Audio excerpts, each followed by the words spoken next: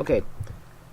One of the things I noticed about the novel is I think that, about your post about your novel, I should say, is the fact that it does explore a romance side to it, or a romantic side of the novel, except the fact that the character Rob and Laura's relationship doesn't work out for whatever reason. Like I said, she's in your post says she's having an affair, but honestly, at least that explores the other side of the romantic interests, or the romance within a story. Usually in stories, they always want it to be, like, and even in your own words, you want it to be the happy romance, happy ending, and him and Laura somehow magically get back together, and everything works out for him, and he has a happy life.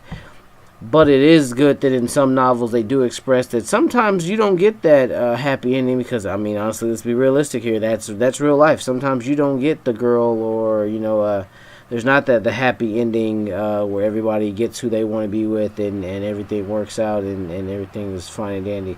So I like that you say the novel does express that side of things. Um, in your own words, you say that it seems like Rob is really pathetic in his life, and the two employees he have are pathetic just as well.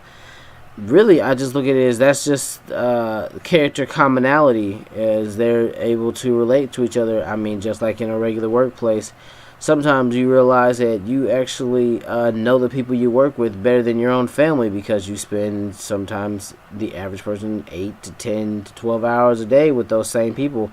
They're going to know you a little bit better than your family, and you're going to know a little bit more about them because you're with them all the time. So that might just be the character relationship, how the writer has that structured so that everybody understands each other, because they're in that more intimate surrounding with each other inside the record store. Another thing I noticed about it is that the downward spiral of Rob's life that you portray in your response, it does make it to where it seems like the author may not have truly thought out the plot per se.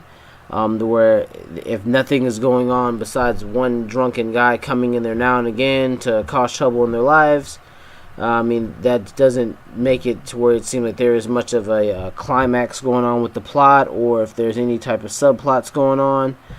That's one thing I noticed about your post.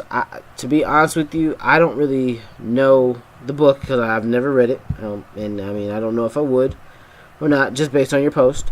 It might be something I might pick up at my local library and check out if they have it. But I don't really know where I can honestly help you as far as how would this help you with the novel or the final project that you're working with. I completely understand where some of the slang or some of the vernacular that's used in novels that aren't necessarily from the United States can kind of get in the way of understanding. I read a book recently.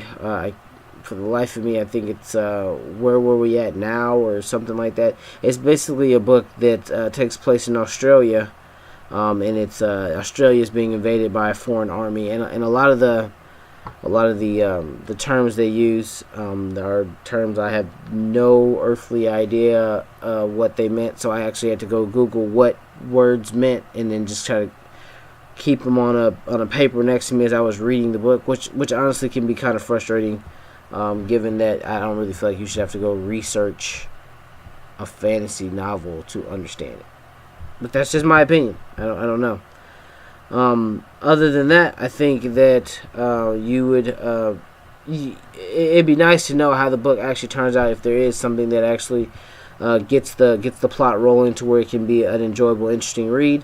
But I mean, obviously, I'll stay tuned and find out if that actually happens through your posts. Other than that, man, you have a good night.